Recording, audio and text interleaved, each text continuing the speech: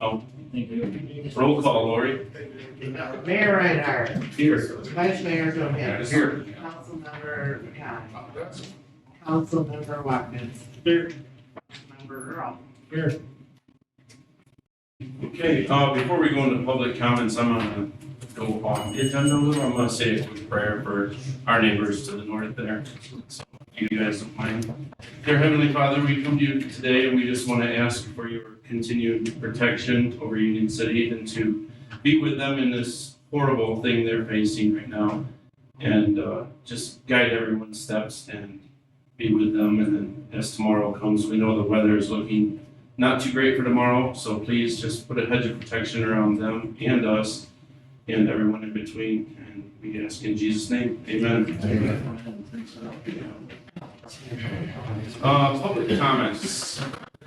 Just want to remind everybody, we are pretty crowded. It's 3 minutes for items not listed on the agenda. So, you want to start, Rick? Sure. I'll just make it quick, okay? It'll take 3 minutes. Kind of the same as we talked about a month ago from the county perspective, other than I would like input from you guys that have been up to Union City and seen our emergency services, our safety managers, sheriffs, you know, if you, I think they did a great job. We filed for a emergency plan Friday night from the Board of Commissioners and got that through right away. But if there's areas that we could improve on, things we need to do better, things we need to plan better for, you know, you guys that have been there, I'd be interested in the comments of, you know, what that would look like. So, 2 main projects we're working on.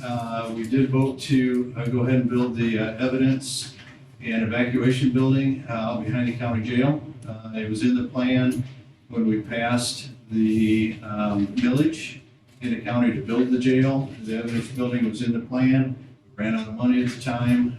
So far, because housing or property values have escalated faster than what the bonds were set up for, we have actually collected more money from the millage than what is needed so far. We're ahead by $1.6 million ahead on collections. So the building looks like it could cost up to $1.2 million. It will also be an evacuation building in case there's fire or something like that on the property there. So, but what we really need is a place to keep evidence.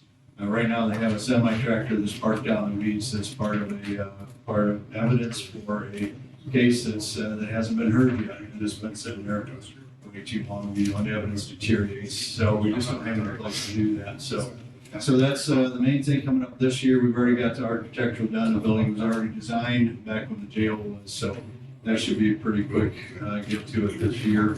Second thing is we met with the Michigan State University. They're really excited about doing a forestry project on our Beta Road property. We own 160 acres out there.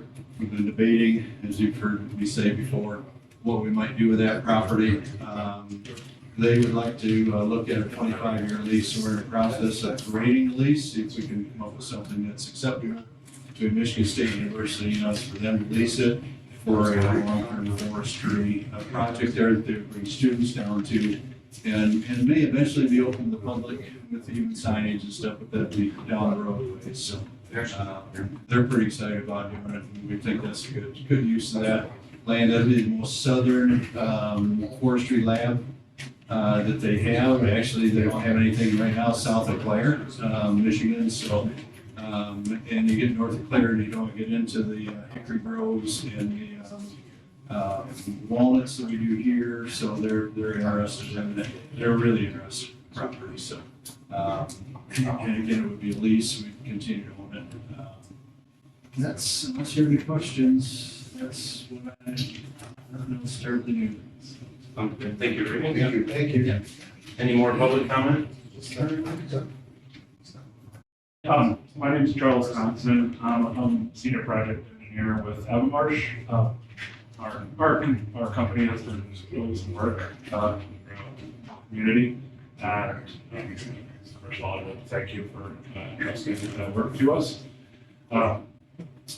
I think my counterparts Bill Etzler, and been working with city staff. I head up our water and wastewater department, so I was going to take this time to introduce myself and see if you have any questions after the council meeting. Again, I'm just Charles Thompson or Chip, so feel free to grab me afterwards. Okay, thank you. Any more public comments? Okay, consent agenda, Brandon? Nothing to add on Any questions? Motion? Consent motion. Pass consent agenda. Support. All those in favor? Aye. All those opposed? Okay, new business, ordinance number 234, consumer energy franchise agreement, Brandon. Thank you, Mayor Reinhardt. This ordinance is a standard agreement that gives Consumers Energy legal permission to use the city's rights-of-way to maintain poles, wires, and transformers for the next 30 years. Our current agreement expires April 12th. In exchange for this access, the ordinance requires Consumers Energy to restore city property they damage, disturb, while making repairs, and protects the city from liability through a hold harmless clause. The agreement ensures that our residents continue to receive reliable electric service while maintaining the city's authority over its public spaces. There is a 60-day revocation clause, which is consistent with the city charter, which allows either the city or consumers to cancel the agreement anytime with 2 months' notice. This ordinance simply replaces and updates the old agreement to ensure that everything is current. Greg Moore from Consumers Energy is here. I'd like to make a few comments before we take action.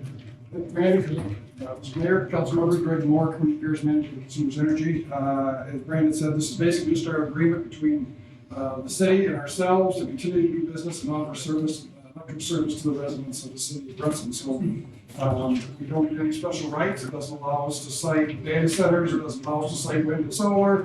It doesn't allow us to use any of your property without getting your permission, the permits, all the things that we require to do any other type of work. This is just the right to run the poles, run the wire, maintain the wire, and use the rights of way, certainly the electric commission before we do that, and to cut the trees if necessary. So that's pretty much it. It's the shortest agreement you'll probably see from Consumers Energy that I've ever seen, so about a page and a half.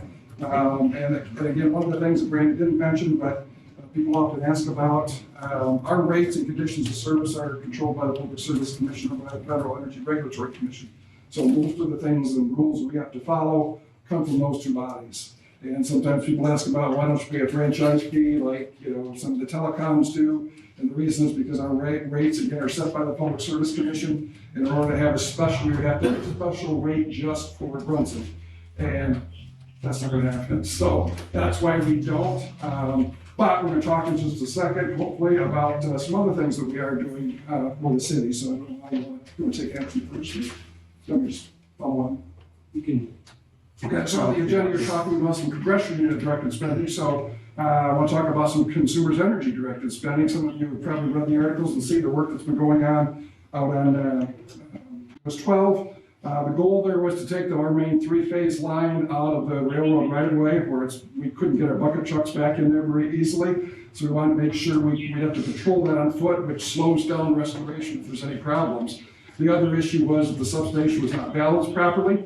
And so we had too much load on one circuit versus the other circuit. So while they were working on this project, and we replaced about 25 to 30 poles, all new conductor, heavier poles.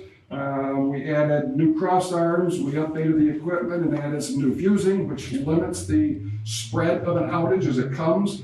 We also added some automatic reclosers, which think of it as a fuse that opens and closes. So if a branch is hitting on a wire, instead of just going out and staying out, it will go out and then automatically try to bring it back on.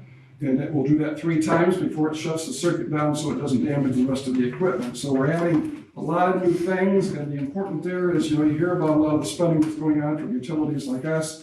And just want to let you know, this is an example of that spending coming back home for reliability and long-term upgrading of the grid. So what's being done here was about $950,000 project that we put in to this area. So we're very happy about that. It's going to extend the life of the substation. There's 5 projects in total, 5 total projects. So really pleased to see, that kind of spending in my region. I always try to get as much as I can. So I'm glad it's happening down here. So 2 of our big goals from our company that were laid out 2 years ago by our CEO, our 2 North Stars, are no single outage is going to affect people for more than 24 hours. Everybody will be restored.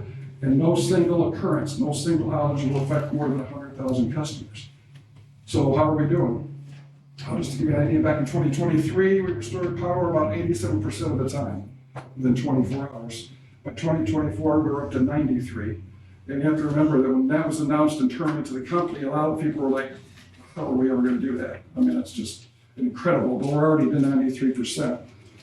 So the pre-positioning things, the storm, I want to thank the county. The county did do a great job. On Friday night, I was in touch with the county administrator as well as Tim Miner from Emergency Services.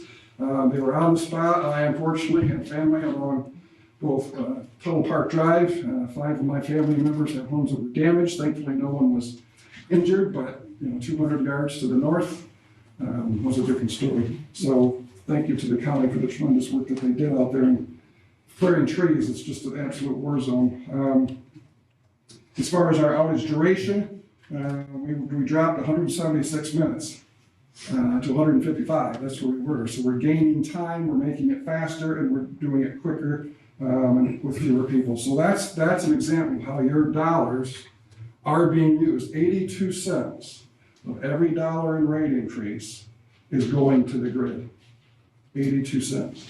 So we are making the investment, and a recent report of the Public Service Commission has backed that up. So, it's been a long time coming. We're not perfect by any stretch of the imagination, but we're working our butts off to make sure that we get this grid upgraded, and thankfully the recent upgrades in Bronson are an example of that. So then lastly, a little something for you. So, trying to pass these down. And everybody doesn't necessarily need one, but if you want to grab one. So, this is and I hope you'll take this. You scan this QR code with your phone. It's a 2 to 3 minute survey. Okay, and a lot of people like, well, surveys, nobody looks at surveys. I can tell you that somebody's going to look at this survey because this is for our entire department and half of the company. I will be the one reviewing everything that comes in.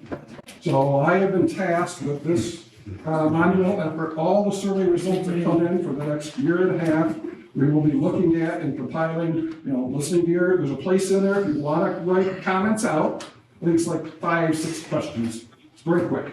But if you want to write something in about experience, you can do that. I'm the one that's going to read those. Not somebody off far from Jackson or Flint or Grand in Maitland.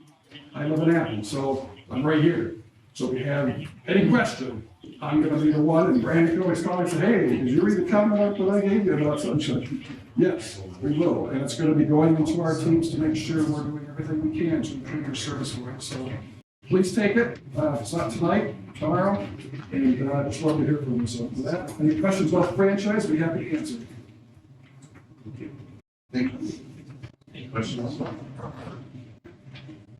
Okay, do we have a motion? I'll make a motion to approve ordinance 234, consumers energy franchise agreement. Second. All those in favor? Aye. All those opposed? Okay. Approved professional service agreement, Brian Newhoff, EW SRF, Brandon. Thank you, Mayor Reinhardt. The city recently submitted an intent to apply form with Eagle Drinking Water State Revolving Loan Fund for the FY 2027 cycle for lead service line replacement project. The estimated total cost of the project is $2 million. This project aims to replace approximately 250 lead service lines within the city to ensure continued compliance with state drinking water standards and to protect public health. Brendan Newhoff has submitted a professional services agreement with a not to exceed amount of $12,900.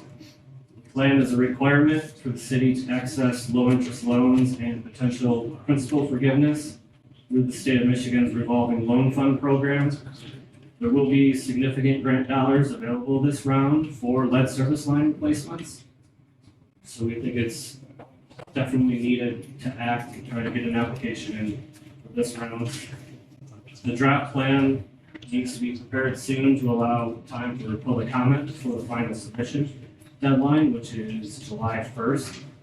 This agreement would help put the city in a position to potentially receive significant state finance assistance for water service line replacements. Questions on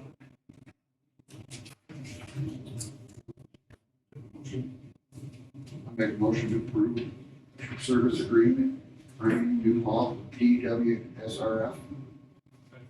All those in favor? Aye. All those opposed? Okay, adoption of resolution number 26-3-3, MDOT Category B grant contract Brandon. Thank you, Mayor Reinhardt. You'll recall the city has been awarded a $199,155 grant through the Michigan Department of Transportation, or MDOT, Category B grant to resurface Compton Street between South Ruggles and South Madison Street. The project includes hot mix asphalt, cold milling, and paving, as well as concrete curb and gutter replacements and drive approaches. To formalize this award, the city council must approve the resolution in your packet, which authorizes the city manager to act as the official signer on the MDOT contract. For the matching portion of the grant, the city of Bronson must commit local match of $199,155, bringing the total construction commitment to at least $398,310. Beyond this direct match, the city also agrees to assume responsibility for all non-participating costs, which include design engineering, permit fees, inspections, and any potential cost overruns. These funds would come from the local street fund.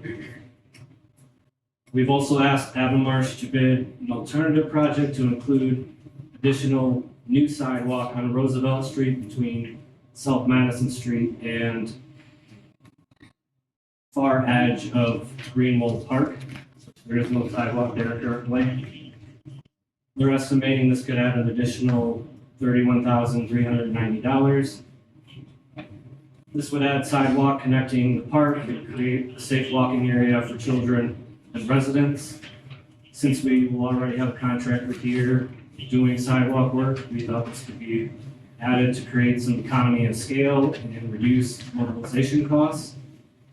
Council can then decide to do the work or not, depending on the bid results once we have those. Going back up, the, beyond the $398,000 match, what do we have a ballpark of the additional cost? Yeah, I think engineering was 54,000. That's what's anticipated so far. It could be. So just would be 150-ish. Yes.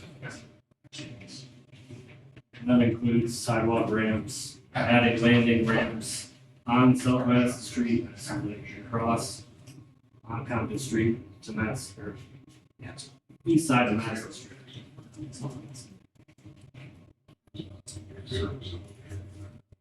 There could be cost overruns, something we run into that we don't foresee. That's general ballpark. Any more questions? Motion? I'll make a motion to adopt resolution 20-3-3 MDOT Category B grant contract. Support. All those in favor? Aye. All those opposed? Adoption of resolution 26-3-4, recreation passport grant application. Need to move into public hearing for this, sir? I can give you my overview of the project first. Prior to adopting the resolution to submit the grant application, the city must hold a public hearing to gather feedback on the proposed project. Last April, the city applied for this grant for a proposed Kiwanis Dog Park project. We fell just short of receiving this grant last round, and we believe we can increase our score this time around. The total estimated cost for construction is $154,400.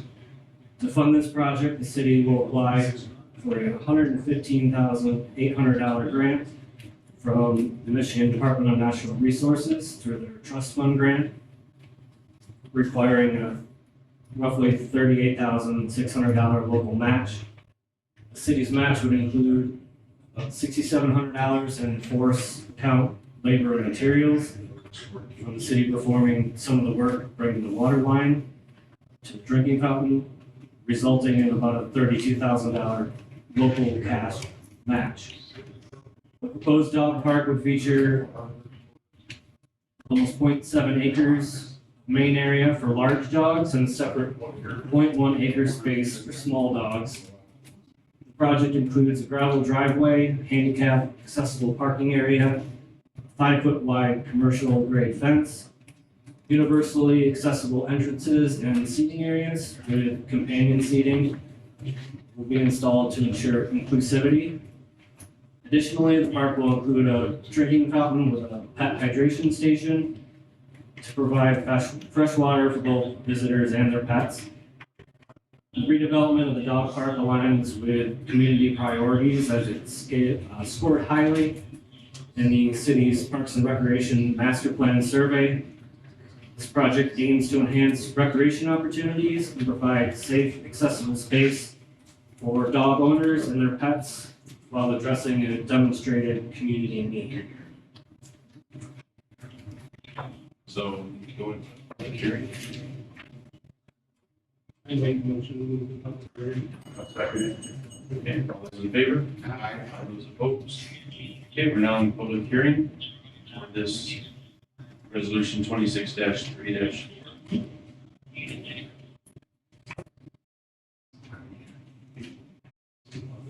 Anybody have any comments? 0.7 acres is very small, right? It's like 1,000 square feet. It's a good size You area could for throw a frisbee to a dog in 7 acres, I feel. No, just how much cotton it is. I don't know. If I play with my dog, I mean, I just like, you get a couple dogs in there, I guess, it's a great idea, but they should probably work. So, I don't know. I just don't know what the standard size is of the dog park. I may be wrong, so. We worked with an engineer and They that's just what said they, that's the standard, huh? Okay. Yeah. Interesting. Gotcha. I think it's a little bigger than the one in Sturgis. sure the acres on there is not either. No, it's not super huge. I think they're designed mostly for a place where they can exercise, maybe relieve themselves, and sure, like you said, get some hydration, so. Yeah. Any more comments? Thank you. Okay.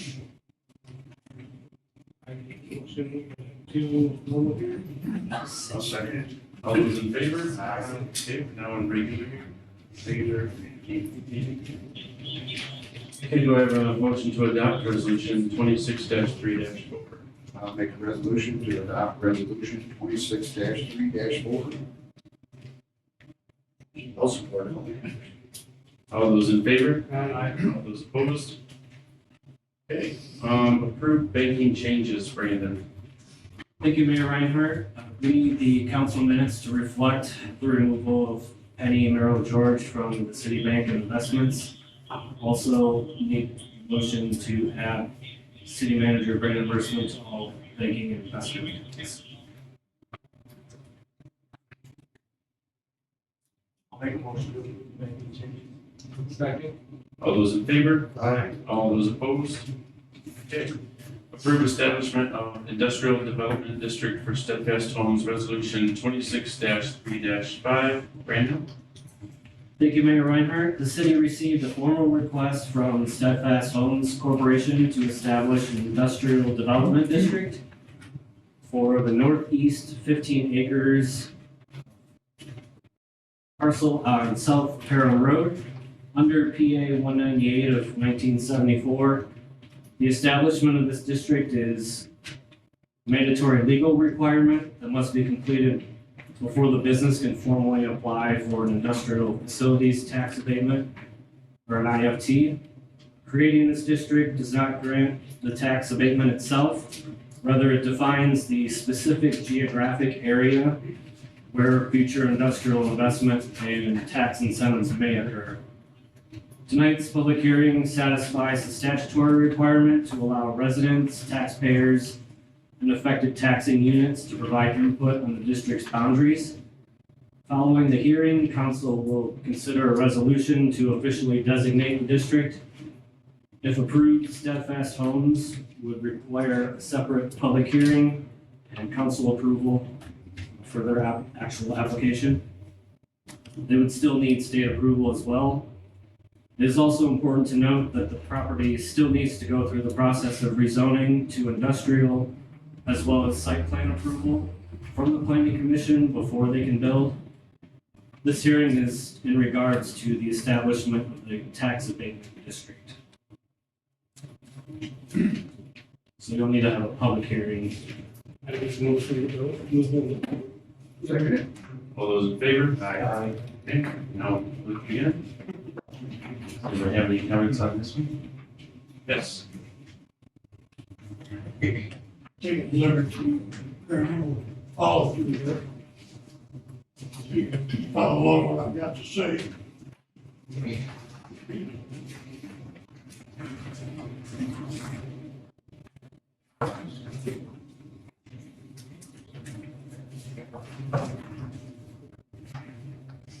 Good evening, Mr. Mayor and the City Council. My name is Bill Kingsbury. My wife and I currently live on Walnut Street, adjacent to the parcel in discussion here. I'd like to briefly share some of our thoughts regarding this proposal to establish an industrial development district on this portion that you're quoting. From what I understand, an industrial development district is typically the first step a city takes in the event of establishing future industrial development of a specific area. While it may not be immediately change of zoning itself, it creates a framework that allows industrial projects for future development. My concern is fairly simple. The area in concern is currently zone R1 for simple, single-family resident use. R1 zoning is designed to preserve quiet neighborhoods by prohibiting, strictly limiting commercial, industrial, and multifamily developments.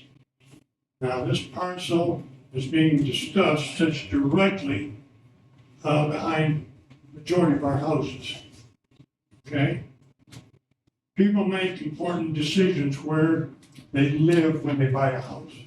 Investment, to raise their families, and expectation that the residential area will remain residential. Homeowners have the expectation, the years of work and significant financial resources to maintain their homes and their properties. When a proposal comes forward to establish an industrial development district in or near a residential area, in nature raises questions about this compatibility.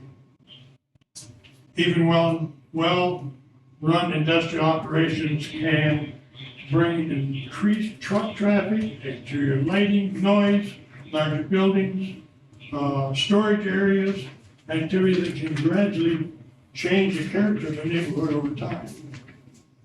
Another point I'd like to make a notion of to the city has also spoken about encouraging residential development in the same area. If the long-term version of this part for Bronson includes new homes and residential growth, it seems especially important to make sure that the future development remains compatible with the surrounding neighborhood. Yep.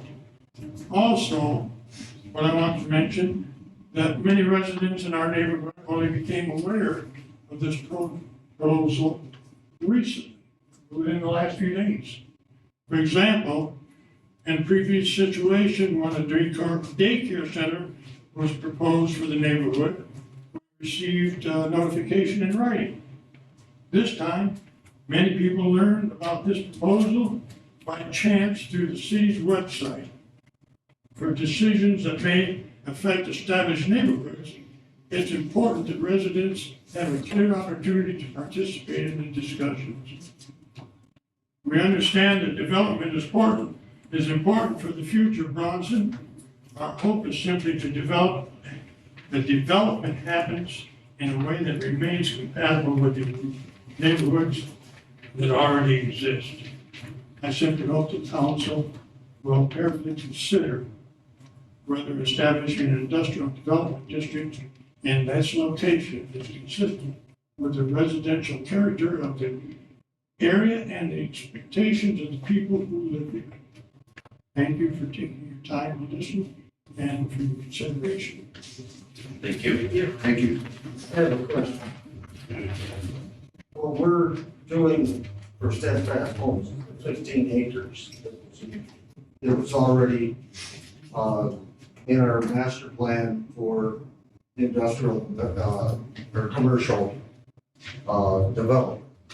So that's been in the plan for a long time. The housing was in plan, not industrial. On the very east end, it's been set up for industrial for many years. 15 acres at the far end. Manufactured housing residential. But That's what. it that's says. 15 acres, we're on the other end. That's right along Paramount. May I approach? Sure. We can do this.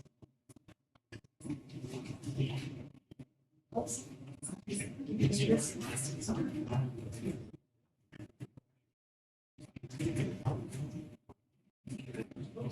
Yeah, where's that at? Just looking.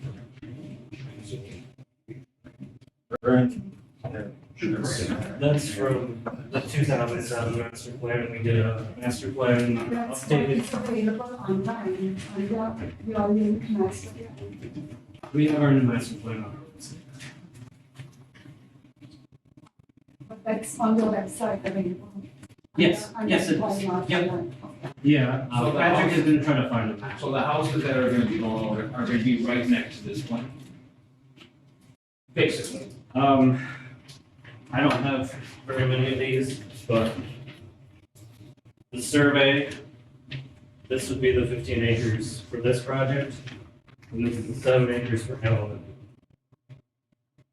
Okay, so what's gonna happen with all this right here? I don't think really anybody's gonna wanna try to farm that. So it's gonna turn into, that we're gonna store their homes. After they're done building them. They're gonna still farm it. I've talked Pass to the those around. farmers. They're still gonna farm it until that property's developed. John McKinley and Dana Nels House are here if you want to speak to your project.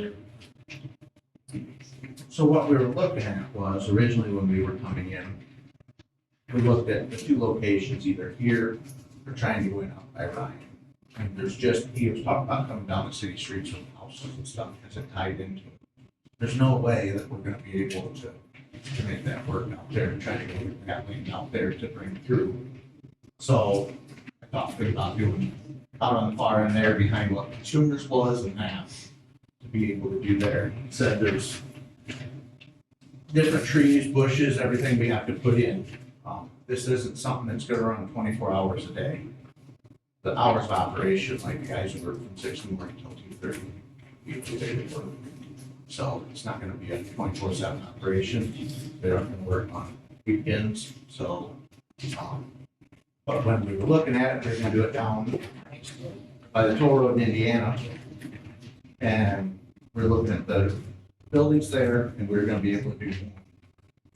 And I called her, I said, what do you think about Bronson? They've been using this pretty much right over there. So that's when we started working with these guys. So the goal is to try to provide you with this first plan. We're gonna try to get 120 to 130 jobs. There's gonna be jobs that people are gonna be running forklifts and stuff. Those will probably pay around 60,000 a year. The line workers should make 80 to 100,000. So we're trying to bring jobs into the community that pay well. instead of bringing something in like you're dealing with what we're told out there. Like, we don't want to import all these workers, we'd like to make it so the community grows, all we watch our entire lives, this community continue to lose. And we'd like to bring it back. We both graduated from here, a lot of the people involved in this graduated from here, so we're just trying to do something to bring back. Has the end of Industrial Street been taken? Is there any move there? What happened there? Those are under option with somebody to possibly develop. What, do you know? I can't say right now. How many acres are available down there? Probably not enough for what they would need. There's a 7-acre parcel and an 8-acre house. This would be 15.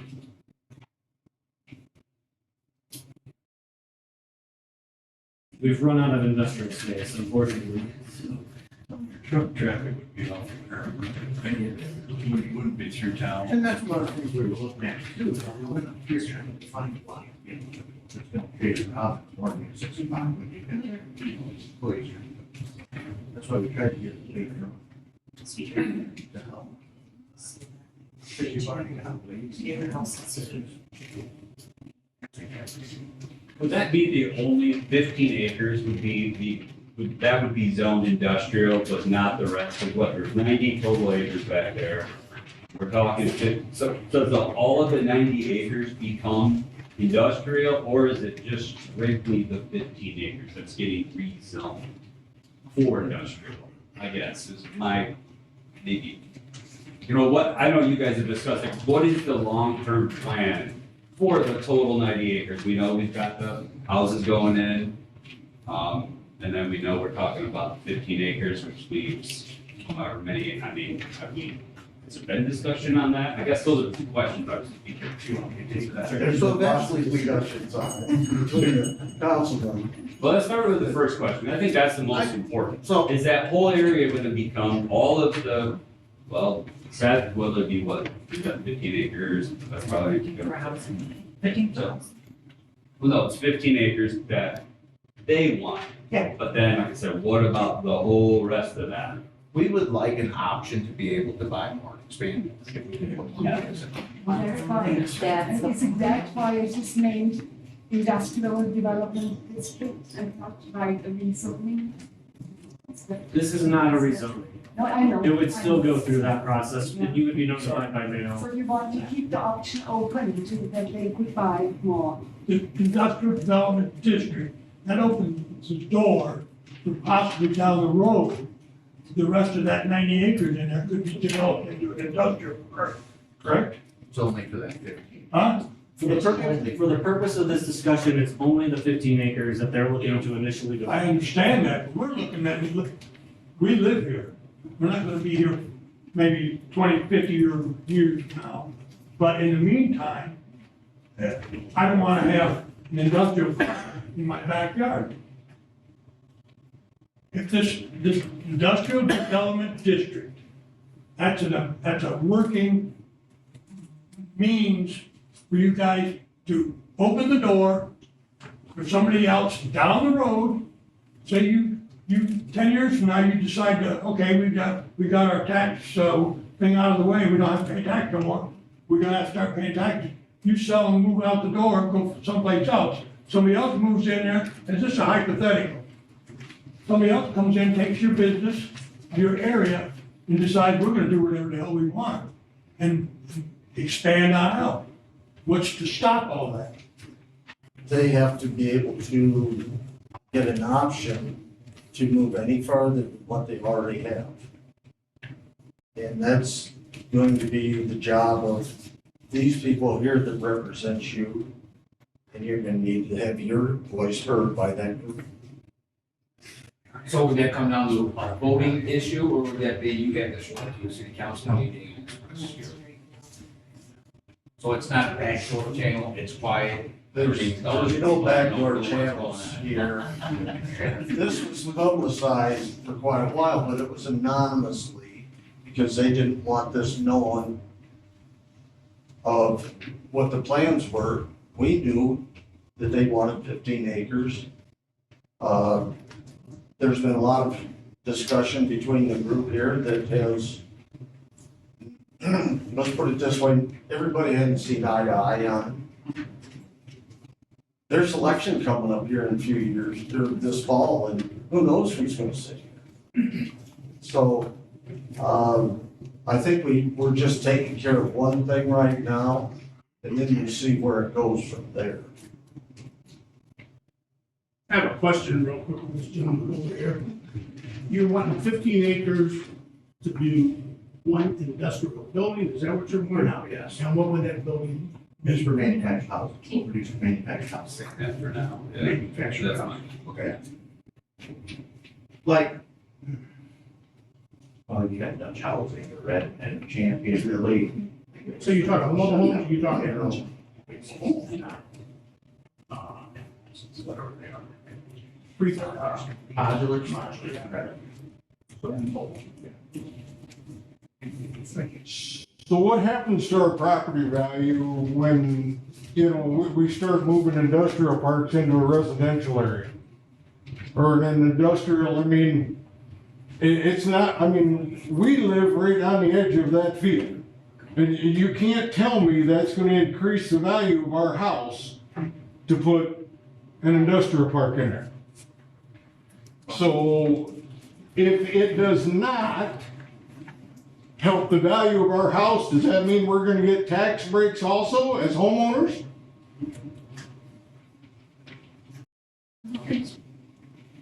If Steadfast comes in, they get a tax break. How does that affect our taxes? It benefits them, but takes away from us. It gives us some jobs, and it doesn't necessarily give them a tax break. They have to apply for that and be approved. I don't believe that's even up to us at all, is it?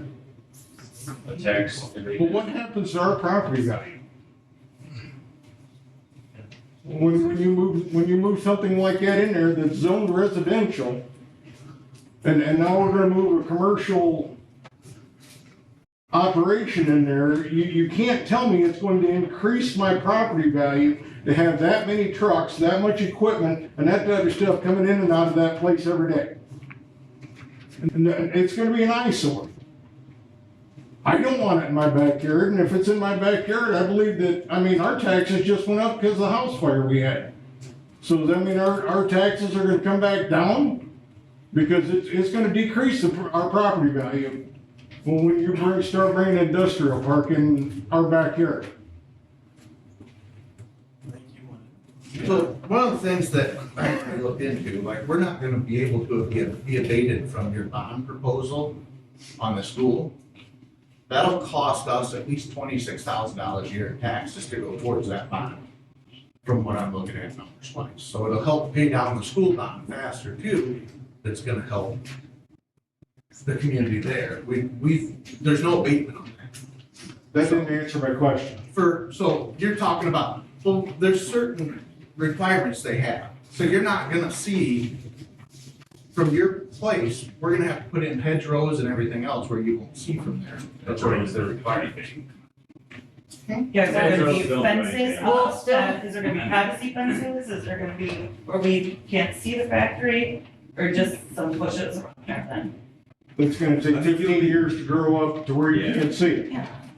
Yeah, you'd be required to put a hedgerow in, but I mean, we've all seen new factories in their bushes. It's, you put up 100 bushes and you move on.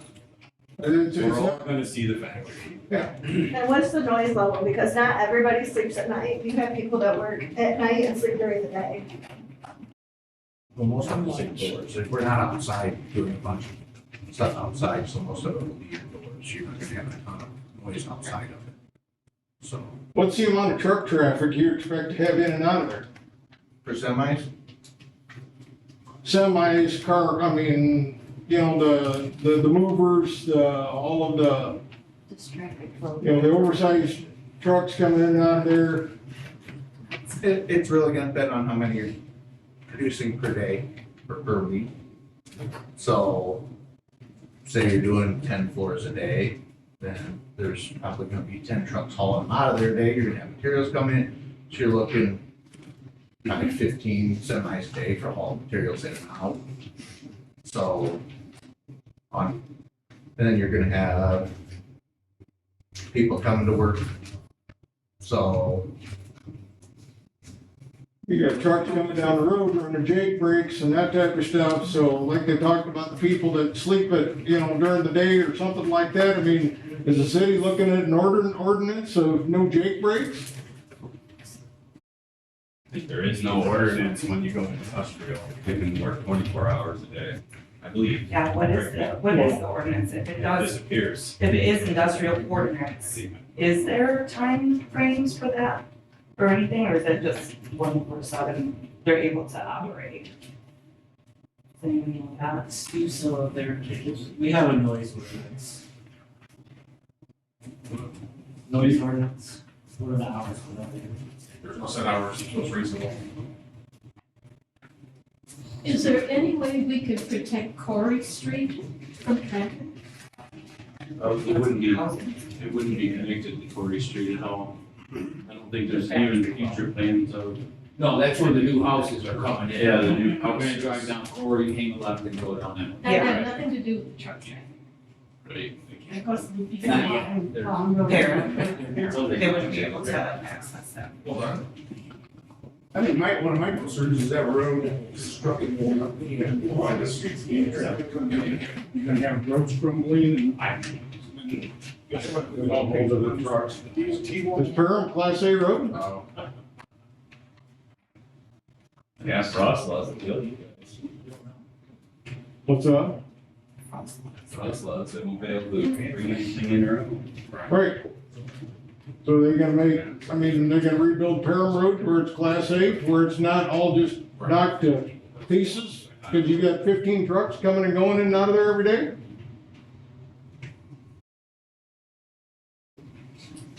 I think it's great to bring industry to Bronson.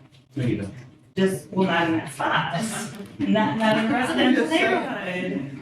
we Find tried to another go to the place. industrial park, there wasn't room in the industrial park, so we're trying to find a way to bring jobs so you guys can have schools that flourish and a community that flourishes. I talked to the city manager years ago before he was ever here and said the only way you're gonna have productive schools is if you can start bringing industry back into town, because all it's done is died. If you've been. What about behind the high school? What's behind the high school? You're never gonna get that problem. It'll never happen. I have already talked to them. There's no way they're coming off of it. It doesn't bring jobs, but that doesn't mean it's gonna bring residents.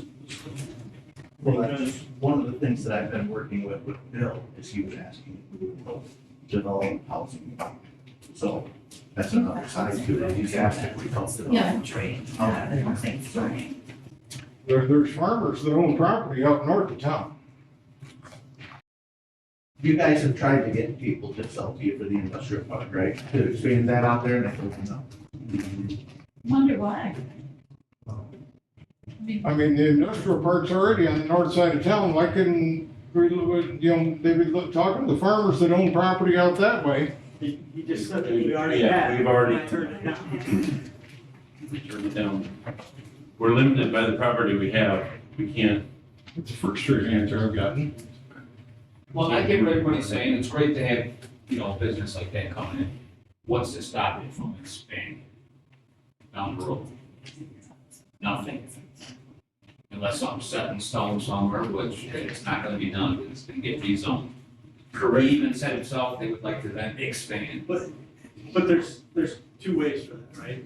Okay, you asked if it was gonna get back doors or voting or whatever.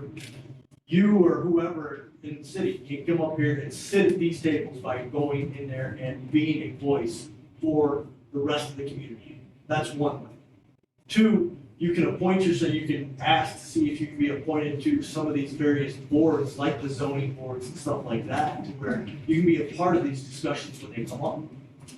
So you'll have an input and you can have that greater reach to whomever you know and everybody that's gonna be, affected by it. So again, this is a 15-acre parcel. I know everybody's worried about the other 75 acres, whatever it is, okay? We're only talking about the 15 acres right now. something comes back to council or whatever, and they want 5 acres, and it's got to be discussed on a per basis, right? I mean, we're not saying the whole industrial, or the whole 90 acres is industrial, we're doing 15 acres for this one project right now. So it's a project by project, case by case situation. So if something come in there and it's gonna have absorbent noise and pollution, whatever you wanna call it, if that's the case, council and everybody else will have that ability to turn that down and not offer that. So it's not just because we're doing the 15 acres, it's gonna roll over into everything else. So, may I ask? Do I understand it right, that the establishment of the industrial development district is only limited when it was 15 acres, yeah. not just whole parcel, Correct. because it was published differently, as you put on your own page. It sounds like a whole parcel, which is considered. Correct me if I misspoke or not. Again, it's just the 15 acres that they're talking about right now. That's the only thing that we're discussing right now. Yes. Sure. Yeah. That 15 acres, looking at your maps that you put out here, that takes up almost all of the area behind the housing of everybody that's sitting along this table right now. That's the 15 acres, yes.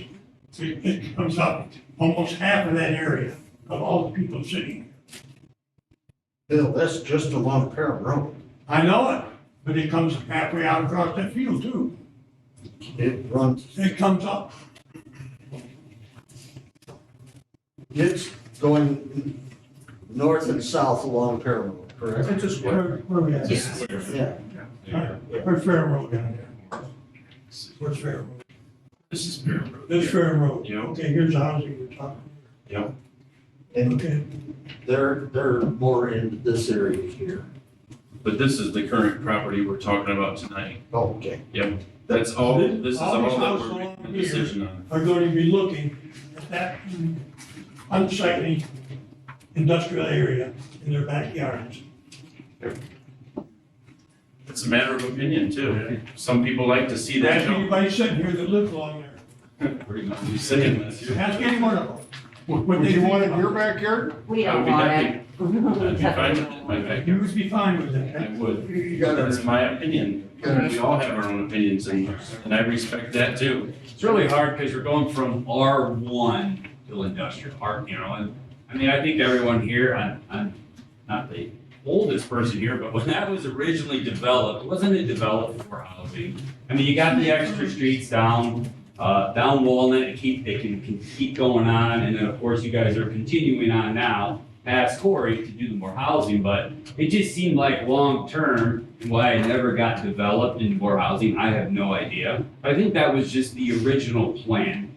I don't know if anyone here remembers at all, but, so that's what just sucks, is we're on pro-business. I would love to see business come into Bronson, but I see that spot there and it's just like, dang, man, that could really, that was the intention for that. So that's really, I'm kind of torn, honestly, I really am. If I may, to reiterate, the definition of an R1 zoning district, preserve the quiet neighborhoods by prohibiting. Huh? By prohibiting or strictly limiting commercial. Industrial, and multifamily developments. we really appreciate everybody, you know, and there's only 5 of us here trying to find ways to improve and try to develop this community so we can, you know, just move forward and try to make something here. I And so understand. we can't always make the right decisions, but we're trying. That is our corner, I our understand. community, I understand. portion of the city. Yeah. You have to take that into consideration. Yeah, we're trying so hard to work with everybody. trying To put that into context, okay? And again, I hope I don't offend anybody when I say this. You're looking at 200 to 250 people that are affected by this decision right there of having that hidden backyard, right? There's over 2,200 residents in the city that we are trying to make a decision for on the betterment of it. So we need to take a look at, and I'm not saying, I know you're upset, but again, I'm not saying we're doing one thing or the other, but take a look at how we have to make that decision. It's 250 people or it's 2,200 people. It's 10%, you know, how do we go up there and factor that in there? Did you say that? If this you was ask a- those 2,200 people that you're talking about, if they were in our shoes, how would they feel? That's why we have this public meeting and this open forum right now. That's why this is part of that, what that means. Did you say this was a new master plan, 2007? No, there's been a new one since 2007. It was just done. 2025. The planning commission Yeah. made, why did you change it? There was how many in that group, and they look over everything and they make adjustments where they think it would benefit the city more, I guess. There was a planning committee that met several times, planning commission. They looked at everything and all the needs of the community. This was the only area that we had available to even think about having industrial. So we went through that process with a lot of public meetings and public hearings. And it was, its future land use designation as industrial, part of that parcel is now. But it still has to go through the rezoning process through the planning commission and through the city council. So the planning commission will have meetings on the reason, I'm assuming? Yes. And as I mentioned earlier, you would be notified if you live within 300 feet. Within 300 feet of that 15 acres? None of us live within None of 300 feet of none of us that live 15 within- acres. That's over 300 feet from the corner lot there, it's over to the walls. It's 350 yards from That's, our Okay. sliding glass door to I wasn't To the thinking center. more than 300 feet. There will be public notices that it'll be on our website again when we have public hearings. So you all have an opportunity again to come and speak. Is that something that will require us to send something in the mail to let them know as well? The law is 300 feet. Okay.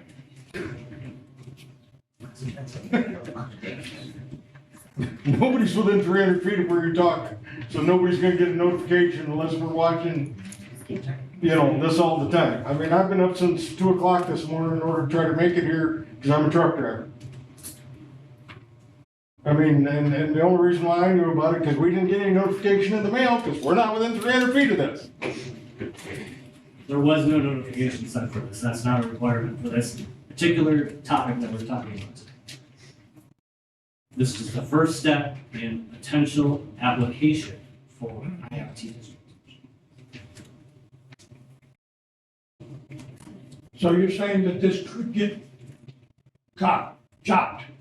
It could be stopped? It's all up to the planning commission if I'm they just want to asking, rezone it. is it possible that this eventually can be stopped?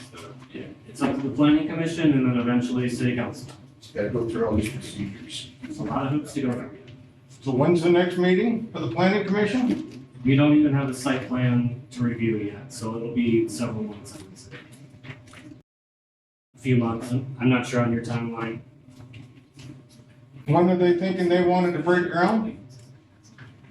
We gotta get through all this first. No, I mean, Originally, we were hoping to break ground last fall, but it's been delay after delay after delay, so that's where we're at. Like, I can't tell you when we're gonna break ground, because originally we're hoping that we could get stuff around, be able to do it last fall. Then the builder was saying possibly February, and now February's coming on, so, and we're still dealing with doing paperwork and filling stuff out for it, so. And just going through meetings for it, so. We're trying to be as open, Yeah. as possibly we can. We're not trying to hide anything or slide anything out from anybody. We're just trying to bring it out and listen to everyone, and try to do what we can do. We're not trying to, honestly, we're not trying to hide anything. And this is all on video, along with all of our other meetings that we have, is all on video. It's on YouTube. Is it not, Brandon? Yeah, I was just asking that, Larry, because I knew you were going That's the prime reason we have the video and everything else up here, is that these are all posted online. So once the meeting's over, and they go all the way back from 22, so if you can't make it to this, you're more than welcome to watch that, and you'll have notification of what's gonna happen moving forward, what the council discusses. So you can see online what the decision was after the decision's been made. No, I think you're misunderstanding him. He's saying you can see online what's being decided. We don't decide nothing overnight. Our decision on this tonight doesn't mean they're gonna start breaking ground next month. It's just saying that we have to make this zone the, what's it called again? Industrial Development District. We have to determine that it is that for them to be able to apply for the tax abatement. That's simply all this is tonight. It's not saying they're coming. It's nothing written in stone at this point. It's just a step that needs to happen for them to legally be able to apply for that. So Now, shouldn't that have to be a Class A road for the amount of trucks that are gonna come in and out of there? that's probably a question we're gonna face in the future. I mean, that's everything. Right. We can't answer all the questions or figure out all the answers for everything they need tonight. And it's a lot to do along the way, so this is just one of the steps in the long process. And anywhere along that way, it could fall apart. They could back out completely and decide they don't wanna do it if they wanted to. So the other questions that you bring to us is opening our minds and stuff that we may have to be look into, you know, and just, so you're sharing a lot of information that we still have. Right, yeah. And that's the main reason for these public hearings, and that's why I push it when we have the ability to have a public hearing. Get here and have your voice, have it be heard. Again, there's 5 people sitting at this table trying to make the decisions, the best decisions available for the community. And without this input, what decision are we gonna make other than what we've been told by, the information given to us? So it's up to you as citizens to come in and do this as well. So again, thank you. I can't say thank you enough for everybody coming in and speaking on this. And I would encourage that to, on all other future public hearings, if you've got a voice, come in and say something. And you don't have to come either. You can even write a letter and we can read it to council during our meeting if you're not able to be here. 'Cause- We take it serious. Yeah, Does an in-person need carry a lot more weight on it than the letter? I mean, of course, we enjoy seeing people I here, enjoyed your letter. but I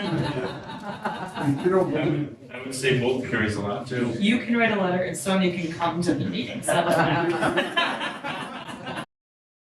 I have no problem for anybody who wants to call me. I'll give you my opinion. I got an opinion on everything. I don't know that it's right, but I'll give you an opinion. It's so important, it's so important everybody comes to us. It's so important that we understand where you stand and we really cherish everything we can learn from you. Appreciate it. I have another question for them. What kind of lighting are you guys going to have around your business? It's your factory. It's not gonna be super lit up, just enough that they can have security there, because we got the fence up. But that way people don't break in and steal stuff, but it's not, you don't have to, there's not people coming in and pulling stuff out at night and doing that. So it's not gonna be the level of lighting they need to do that, so. You don't have streetlights, what else? I don't think we're interested in. I don't want You know, there's not gonna be poles or lights on out there. It's not gonna be, if there's anything, some shiny. Did you say I don't put a greenhouse there? Almost like. No, I said, I don't think we're ever interested in that. The intention is to try to. Where is your company now? She's, We're starting back up. This is brand new. We're starting a new. We've worked with people that did it's a that. new storage Like down unit. in Millbury? Oh, that's So we worked with And people there's floodlights over there. I didn't really. Decided this would be the Street corner. because there's The floodlights come all the way to, and it's thought like daylight out the there. best to That's been a good question. We're going We were putting that in. direct to consumer, so instead of you going to a dealer and now market up. I mean, that's all stuff. To you. Okay, do we have, Do we have any more information that's directly involved in this 15 acres? If not, we need to keep the meetings moving. We have quite a bit to get through still tonight. Do we have any more? Does everybody understand what this is about? It's just about making it available. Okay. Thank you. Yeah. Thank you so much, you guys, for your input. We really do appreciate it. Just need a motion to go back into regular session. I'll make a motion to go into regular session. Okay. Second. All those in favor? Aye. All those opposed?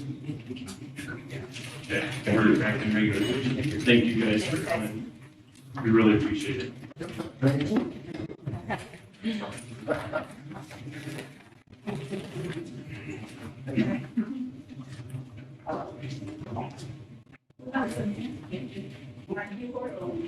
Another day.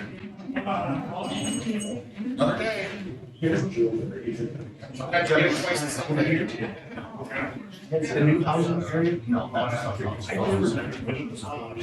I'm wanting to work with them on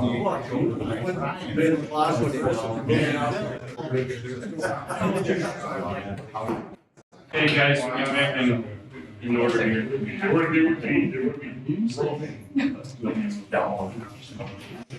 Okay, do I have a motion for that resolution? Without that resolution?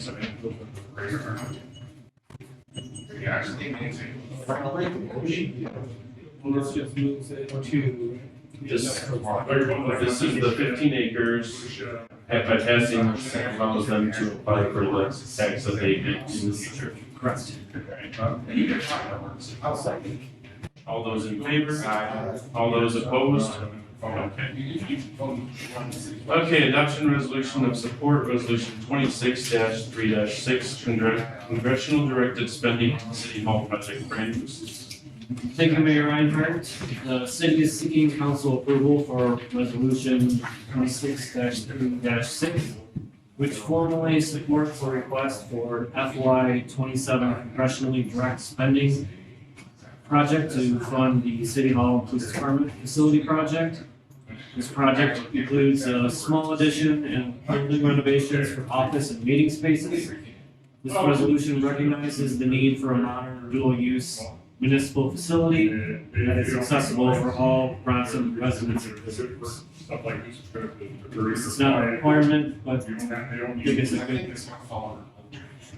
thing to include in our application to showing the support. So we're going after congressional money for the city hall project. Means we have some money that we like put aside for that construction and renovations. Fund balance.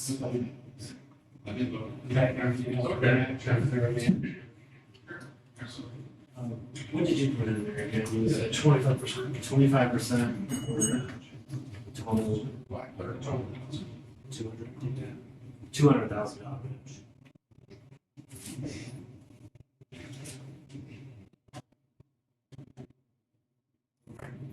Any more questions? I got questions. Do I have a motion? I make a motion to adopt resolution of support resolution 26-3-6. I'll second it. All those in favor? Aye. All those opposed? Okay, adoption of resolution of support, resolution number 26-3-7, congressional directed spending wastewater improvement project. Brandon. Thank you, Mayor Reinhardt. This resolution demonstrates, as I mentioned before in the previous one, City Council support for an additional FY 27 request for congressionally directed spending for wastewater treatment plant improvements for the headworks at the plant.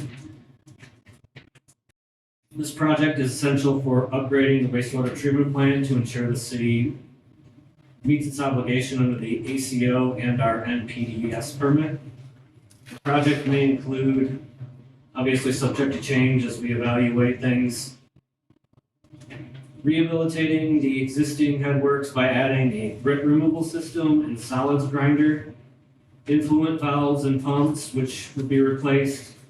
Grit removal would prevent solids from settling in the oxidation ditch, which reduces our operational capacity to properly treat wastewater.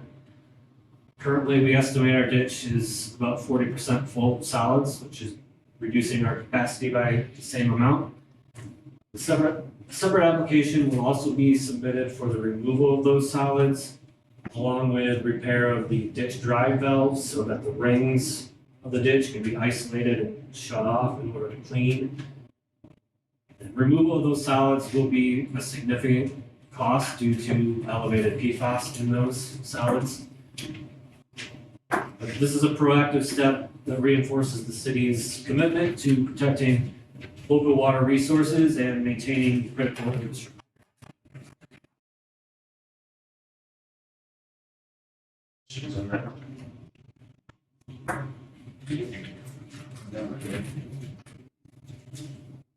Do a motion.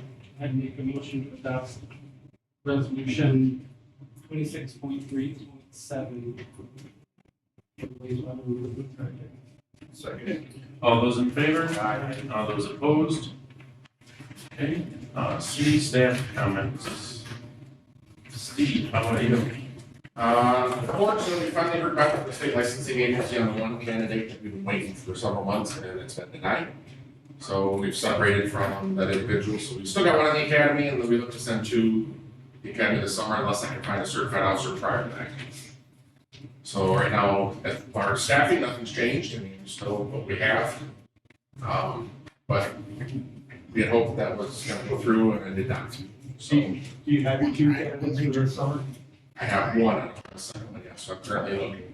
Started putting some feelers out today, got back through some of the applications for academies that we've received, and we'll be doing interviews and stuff like that in the next few weeks.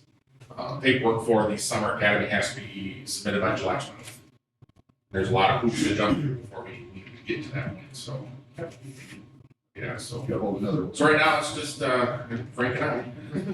So, one very good. But things have been going well, you know, we're keeping up, Sheriff's Department's been helping us out at nighttime, so. We're holding our own, just gotta keep moving forward, kind of fast enough. Extremely tough. Heard that, things are good. Thank you, Steve. Joe. Things are going pretty good. We're getting overrun by mistakes due to the fiber, taking up a lot of our time. When we look at maps, there's a lot of aerial, but be a lot more underground than anything, but we're getting through it. It really sucked there when we snow and back to back to back, and they were calling in for destroyed lines and whatever. We would have to go back. I think we marked probably a good half mile's worth of road 3 times for the same fiber that was going in, so it ate up some time. Other than that, I mean, things are going good. We're trying to keep our head above water. We did last year, we located the water main out in this field that they're talking about. We just assumed that it went along the hedgerow out there. It does not. It goes out in the field quite a ways, and it jogs several times before it gets to Perham Road. We've got that one located. We are also working on finding the loop that goes into Corey Street. Never known where that leads at, so we are, with the back truck, we are able to find these things without digging big holes, and it's quick. So, we're getting that stuff marked out. Jerry has put markers in out there on Albright's and where Maddox is farming. Got that all marked just for future, knowing where things are at. You know, if we have a main break out there, we're gonna be running around town looking everywhere for main break. If it's out in that set field and we don't know where that main's at, I mean, yeah, okay, you're gonna see water eventually, but do we really wanna spend the money for millions and millions and millions of gallons that we didn't find right away? So that's kind of why we're looking into finding these things. Just trying to be proactive and not reactive. So, but other than that, I pray to God we don't get hit tomorrow. We just picked brush up today. I went through Union City today and it hurt. So, keep our heads up and look out for each other and keep going. One thing I want to say is the 2 purchases you made here a while back, one being the bucket truck and one being the back truck, have worked out so well for us. So thank you. Gary? February wasn't real good at the plant, it had violations of phosphorus and peoples would do broken equipment. Been repaired, be cleaned good, valves replaced. All the numbers are good now, but February we had some violations. Can't wait for the new UV and new ferric stuff. It's both stuff that's in the process of getting done, but still gotta keep the old working. Yeah, other than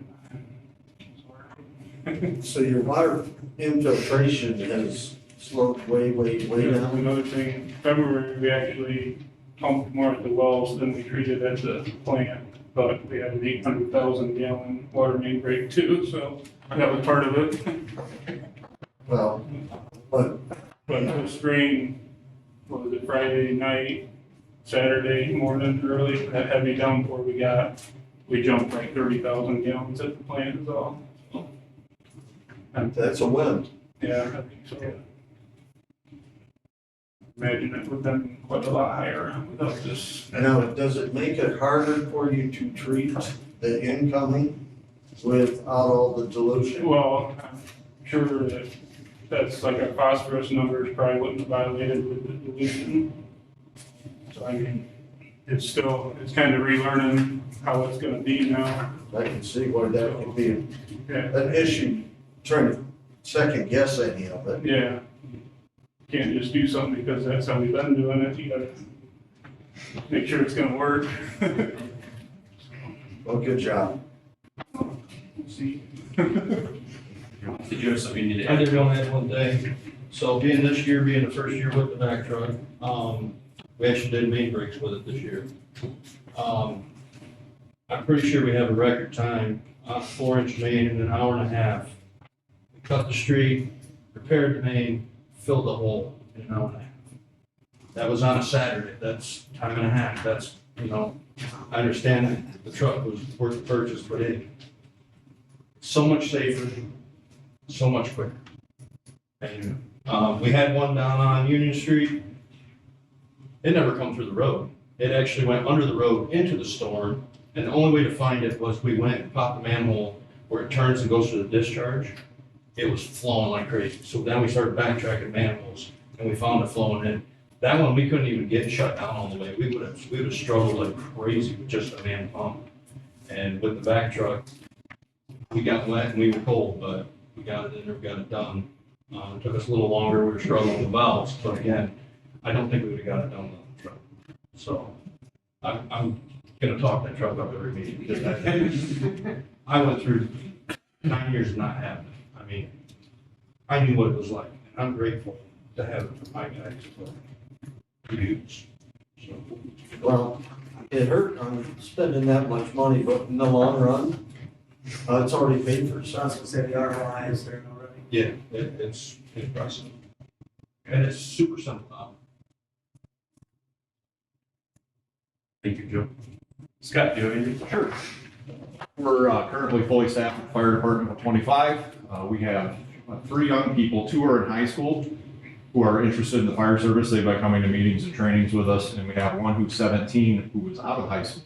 So we're gonna wait until they're all 18 and all out of high school before we plug them into the fire department, hopefully get them going in the academy this winter. So that's good news as we, that way we can kind of stack the deck and stay ahead of any retirements that are upcoming. So that's great news. We had our preliminary budget meeting several weeks ago, and we unveiled our long-term apparatus plan. We took a good hard look as a committee at the fire trucks that we have. Does it make sense? The mission that we have, the call volume, the personnel, the response rates. And with that plan, basically we're taking 3 trucks and we're turning them into 1. And then we would buy a new pickup truck to run medicals. The way things set currently, the younger people that are joining our department, their commitment level is not quite the same as generations previous because people are very busy these days. So the response rates to each call are down a little bit. And if we can't get all of the fire trucks to the scene, does it really make sense to have those fire trucks? So we're going to build a rescue pumper that does the job of several trucks rather than having specialized vehicles. The truck will have a little bit higher price tag, but the overall apparatus replacement plan that we have will save $700,000 in our estimation. So it makes total sense to us. The committee did a fine job of putting that information together. The board wanted to move forward as quick as possible. So we'll be developing specs for that truck over this summer. Hopefully by fall, we can get some pricing and look at ordering that. The only, there is a little bit of an impact on the city. Some of the fire trucks are owned by the city, some are owned by the townships, some are owned jointly. Well, what we're looking at doing, we're gonna have to basically rewrite the agreement between the townships and the city on how things are funded. So our executive committee of the fire board is gonna draft something that we can bring back to the full board. They can take a look at, and I think we'll be able to come up with something that everybody can live with, and that's a win for everybody. I think this apparatus plan is a win for us as a department. It'll allow us to get our ladder truck to every confirmed structure fire. A lot of times now we run out of people before we can get that truck to the scene. That truck has some capabilities that some of our engines don't. We can spray 2,000 gallons a minute out the tip of the ladder. So if we have to fight the fire from the outside because it's beyond our capability of fighting it from the inside, that allows us to do it mechanically instead of with grit. So we're looking at reducing, possibly reducing injuries and making the job a little bit easier for our firefighters. So the board was excited about the plan. We're excited about the plan. Like I said, I believe it's a win for everybody. We'll just have to navigate that new agreement between the townships and the city, but I don't think that'll be an issue. So barring any questions, that's What's the timeline, Scott, on ordering a truck? So essentially, that's why the board wanted to move forward as quick as possible. Probably, like I said, if we can get the specs done by fall, maybe pull the trigger by fall, it's gonna take about 3 years to build that truck. Yeah, it does take a little bit of time. And we wanna stay proactive and stay ahead of the curve, get that coming as quick as possible. The other thing we're looking at that does impact the city pretty heavily is our ladder truck. That's a 1999. Historically, that would be replaced when it's 30 years old, so we're coming up on that pretty quick. We have talked to several mechanics that specialize in fire trucks. We have a couple of consultants that are going to be working with us and already started that process. And what we're looking at is possibly updating that truck and keeping it a little bit longer because it doesn't have a lot of miles on it, doesn't have a lot of wear and tear. It's in an amazing shape for as old as it is. So we're looking at, I think that's probably the most likely route, but until we get the report back from the consultants, rather than replacing it right now, if we can update it with some LED lighting and some things like that, things that make it a little bit user-friendly for the firefighters, I think we'll be able to push that purchase back a little bit, which is good because a ladder truck, you're talking probably $1.7, $1.8 million for a new one. So, I'll be very happy to when we bring that information back and tell you what our plan is on the ladder truck as well. Thank you, Scott. Thank you. Okay, city manager comments. Thank you, Mayor Reinhardt. Visu Sewer wrapped up on their work on the lining and grouting project. Next week, there'll be a final walkthrough. We don't expect any punch list items. As Jerry mentioned, we're continuing to see very low flows and hopeful that that will continue during the wet season. Lift station projects, the contractor on the 2 lift station replacement projects, Hoffman Brothers, has submitted a proposed schedule. They're expected to start on the Walker Street station on May 1st and the Corey station towards the end of July. Both are expected to be completed by in November. And that's all I have. Thank you, Brandon. Council comments, Matt. I just want to say thank you to all the city staff. Everybody, you guys do your due diligence and come to us with the equipment that's needed, and obviously it's paying off in the long run. Doing everything that we're doing with the grants and everything else, trying to stretch dollars as far as they go.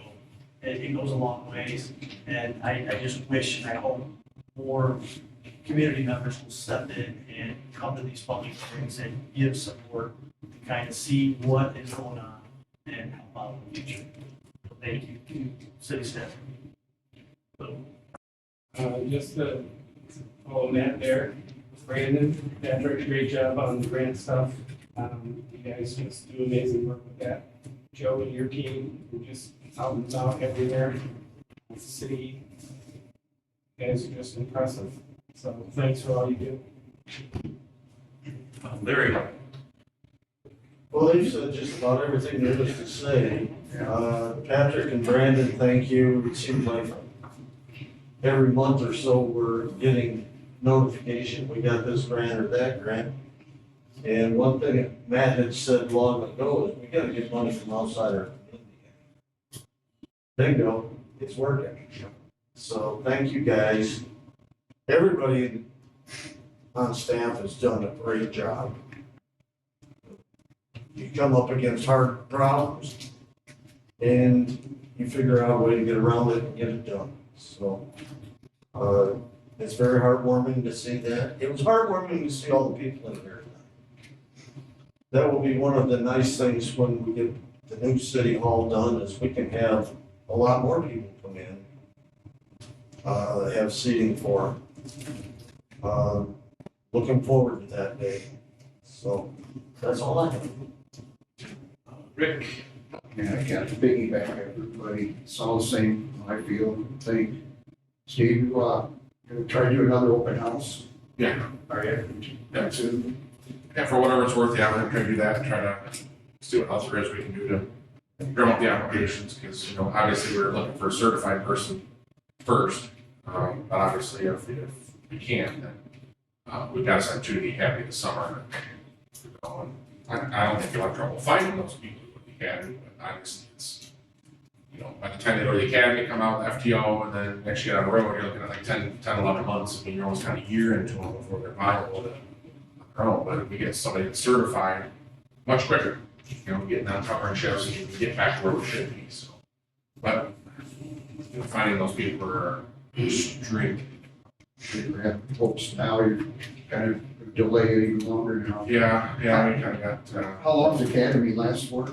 Started in January, gets done in June. You ever gotta go in train or? And then FTO will probably last to the end of summer, and so that'll probably be end of August, probably before person probably covering our own shifts. Wow. Appreciate it. Good, thank you. So, yeah, it's I guess that's all. takes some time. I got that. Well, I agree with everything you've said. Thank you to you guys coming from Steadfast Homes and being on the firing line. We appreciate that. Yeah, and again, I want to repeat that our hearts and I think our thoughts and prayers are with Union City. All of us, I believe, are. And we hope things move swiftly and safely up there for them, for everyone. Cruise down tomorrow. Well, John and Three Rivers. Dana, thank you guys for sitting through that. It's real easy to get uptight. It just, people look happy, they will have their way to vent too, so. Oh, it's not everybody comes out of a situation. So, Well, it's being educated. Understanding. There's more to come. Well, you got a lot of hoops and hurdles to jump through. Best of luck. Okay, I think we're ready to go into closed session now, right? Take care of everything. No, thank you, everybody. Thank you, everybody. Appreciate you. Bill made a motion to go to closed session. I'll second. 3 seconds. All those in favor?